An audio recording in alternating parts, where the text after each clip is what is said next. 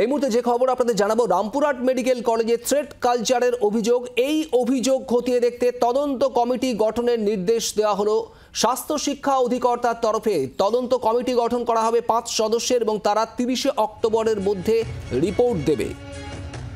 অর্কদীপ্ত মুখার্জি আমাদের প্রতিনিধি রয়েছেন আমাদের সঙ্গে সরাসরি। অর্ক, ঠিক কি বলা হচ্ছে নির্দেশে?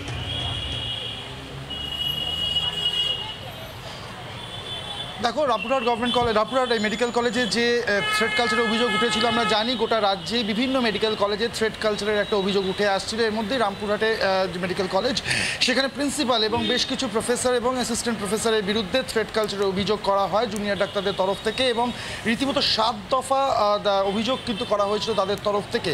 এবং সেখানে বলা হয়েছিল যখন এক্সাম হয়, এক্সামের সময় সিটিং অ্যারেঞ্জমেন্ট ম্যানিপুলেট করা হয় বা নাম্বার বাড়ানো কমানো হয়, অর্থাৎ নাম্বারকেও ম্যানিপুলেট করা।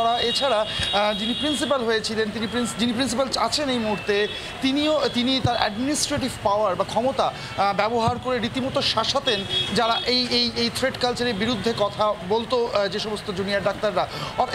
এইরকম 7 দফা অভিযোগ তাদের তরফ থেকে জানানো হয়েছিল, এবং তারই পরিপ্রেক্ষিতে আজকে একটি এনকোয়ারি গঠন করা হয়েছে, এনকোয়ারি কমিটি গঠন করা হয়েছে, এবং যারা আগামী 30শে অক্টোবরের মধ্যে, অর্থাৎ আগামীকাল থেকে অক্টোবর মাস শুরু হচ্ছে, 1 মাস সময় দেওয়া হলো, 30শে অক্টোবরের মধ্যে রিপোর্ট কিন্তু জমা দেবে। এবং স্বাস্থ্য সচিবকে অবগত করেই, তার পারমিশনেই কিন্তু এই এনকোয়ারি কমিটি গঠন করা হয়েছে, এবং তাতে বিভিন্ন আইএএস অফিসার বা সেই র্যাঙ্কের অফিসাররা রয়েছেন যারা এই পুরো বিষয়টি খতিয়ে দেখবেন এবং রিপোর্ট জমা দেবেন।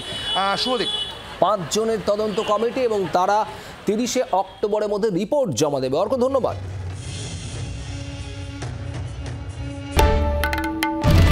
বাংলার আওয়াজ, বাঙালির আবেগ, জি 24 ঘন্টা।